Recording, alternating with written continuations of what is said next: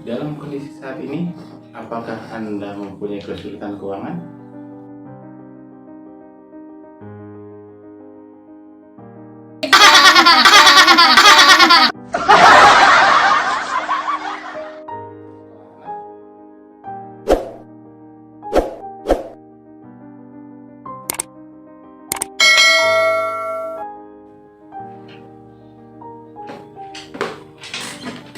Dalam kondisi saat ini, apakah Anda mempunyai kesulitan keuangan?